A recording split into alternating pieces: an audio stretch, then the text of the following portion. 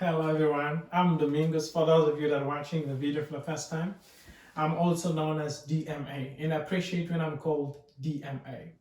Continuing from the exercise that we started solving in the series on a function that we started, specifically polynomial function and first degree order, we are now required to solve this exercise, to sketch the graph of this piecewise function. It's a piecewise function because it's a function with many functions and several conditions given, like minus x from -2 to 0, x from 0 to 2, 2 from 2 to 4. Okay, we have f of x equal to this function, but this function has condition.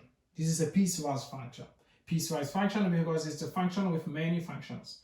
So f of x is equal to minus x when x is defined from -2, sorry, to 0, and f of x is equal to x when x is defined from 0 to 2, and f of x is equal to 2 when x is defined from 2 to 4.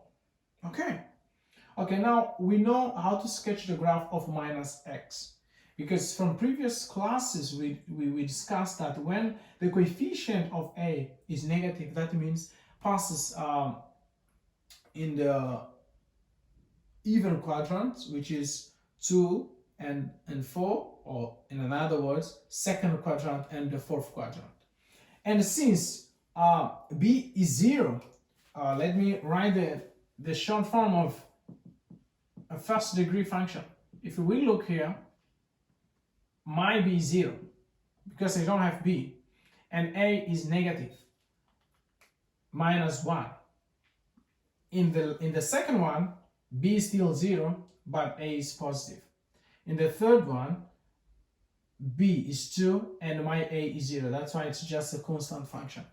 So how to sketch this graph? Let's sketch the graph. Let's sketch the graph and see how will this graph look like. Okay, here is 2, here is 0,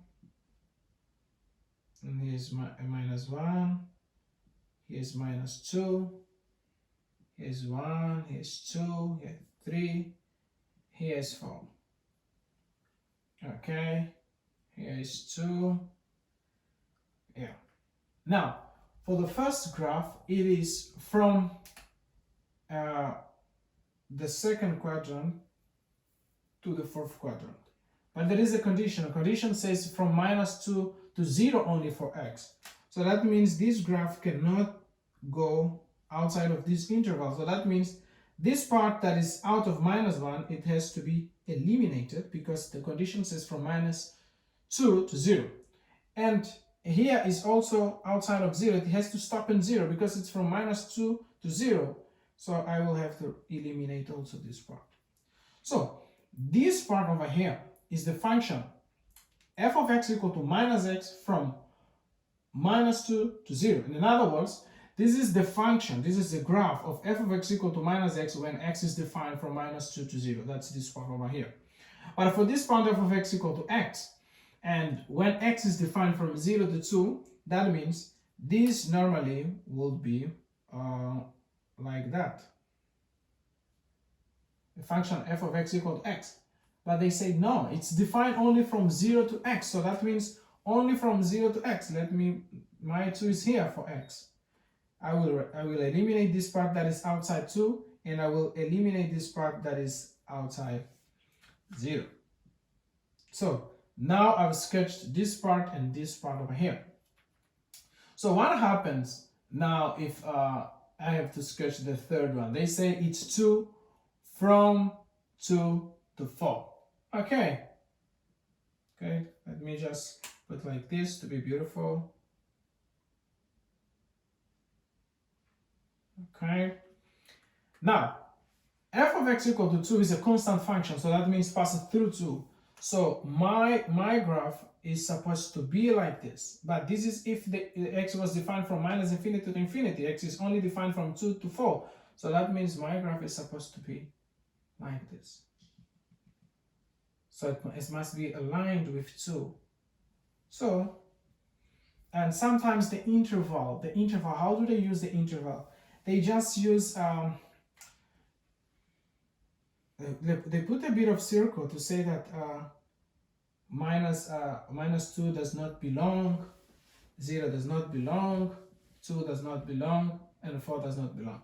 But that's not that much. So this graph is responsible of this function. So that means this function's graph is this one here.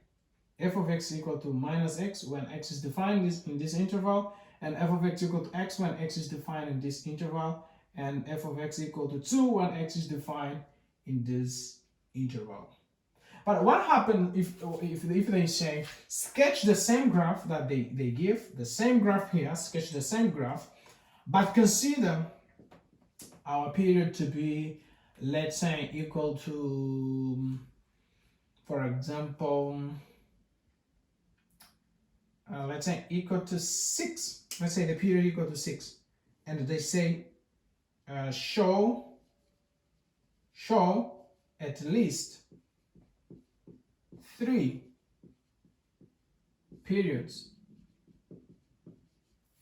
Okay, let's say we sketch the graph of this function, and it is this one, and now they say sketch the graph, sketch the function, this function, the same function, but at least show us 3 periods, at least just 3. Okay, let's now solve this one and see how it is done. Okay, first of all, what do we have to do? We discussed in the previous exercise, when they ask you by giving the period, all they saying is that you have to repeat your function. So this is 1, this is 2, this is 3, this is 4, this is 5, this is 6, this is 7, this is 8, and this is 9. Okay, and the same happens here. Okay.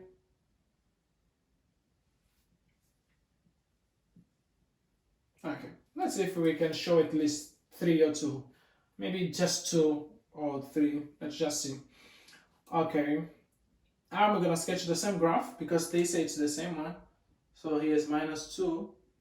So the graph is like this. And here's until 2. And here is like this. Okay. Now, this is 3, this is 1, 5, 6, 7, 8, and 9. Okay, when there is a period, what I do is just repeating the same graph any times, depending on how many periods I have to show. If it's 3 periods, that means I have to repeat 3 times. Okay, repeating this graph, my minus 2 I will consider to be these 4 here, that finishes here. So I will have, it goes like that, this part, and it goes up, and it goes up, and then it makes a straight line, and then it makes a straight line. I repeat it. So to do the same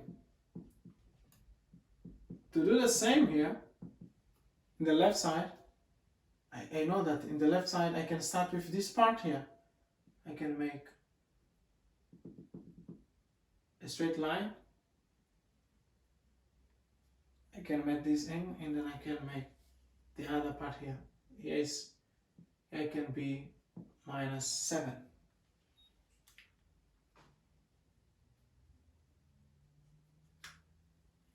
Minus 7, sorry. Normally like that.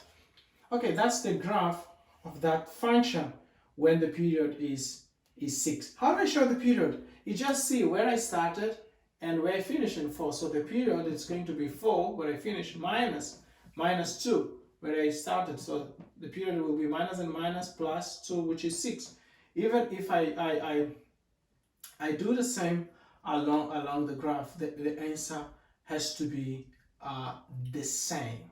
So this is how usually we sketch the period of this function. Okay. If you enjoyed the video, leave your comment, your like, subscribe, and also share with your friends. Thank you. I see you in the next video.